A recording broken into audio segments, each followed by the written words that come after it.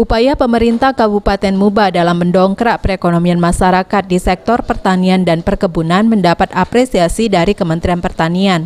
Saat peringatan Hari Perkebunan Nasional yang dilakukan oleh Dinas Perkebunan Muba di Gedung Oprom Pemkab Muba, Direktur Pengolahan dan Pemasaran Hasil Perkebunan Ditjen Perkebunan Kementerian Pertanian sangat mengapresiasi langkah Pemkab Muba dalam mengoptimalkan perekonomian masyarakat di sektor perkebunan.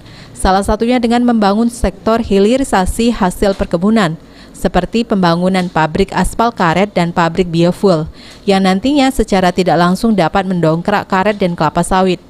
Dalam peringatan Hari Perkebunan ini, Pemkab Muba terus berinovasi dengan meluncurkan sistem digitalisasi pelelangan bahan olahan karet, sehingga dapat mempermudah transaksi penjualan hasil perkebunan karet tersebut. Ya, Pak, untuk Kabupaten Banyuasin dengan hari ini kan apresiasi sudah disampaikan ya kepada Pak Bupati ya oleh Pak Menteri langsung untuk sebagai salah satu hanya penerima ya anugerah pertama perkebunan tahun 2020. Kedua tadi dengan tema yaitu akselerasi ekspor dalam rangka perkebunan dalam rangka pemulihan ekonomi ya. Jadi memang dua komoditas utama dari Kabupaten Muba kan sawit dan karet ya. Itu juga yang menyumbang saat ini juga di dalam rangka di tengah COVID itu sektor pertanian, sektor perkebunan ini yang tumbuh positif. Juga misi dari Menteri Pertanian dalam membangun ya, pertanian dalam bentuk perkebunan yang maju, mandiri, modern. Atas apresiasi dari Kementerian Pertanian, Bupati Musi Banyuasin terus meningkatkan dan mengoptimalkan usaha dalam sektor perkebunan, seperti melakukan peremajaan perkebunan sawit, karet, dan gambir, dan membantu para petani sektor perkebunan.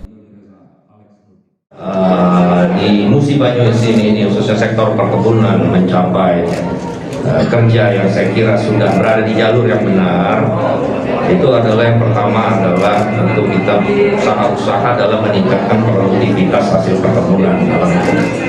Contoh misalnya peremajaan sawit, replanting karet, replanting gambir, itu sangat membantu masyarakat yang menjadi peserta peremajaan sawit nasional. Sehingga total sekarang hampir 15.000 hektar, tahun depan kita akan tambah.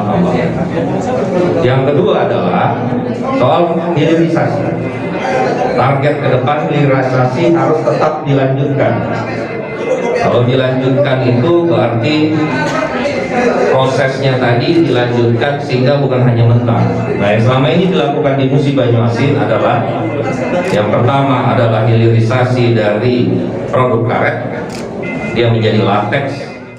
Selain itu, menurut Dodi, pihaknya telah membentuk sistem hilirisasi hasil perkebunan dengan membangun pabrik aspal karet dan pabrik biofuel dari kelapa sawit, serta penggunaan teknologi sejak penanaman hingga hilirisasi hasil kebun itu sendiri. Ruzi Iskandar, PAL TV.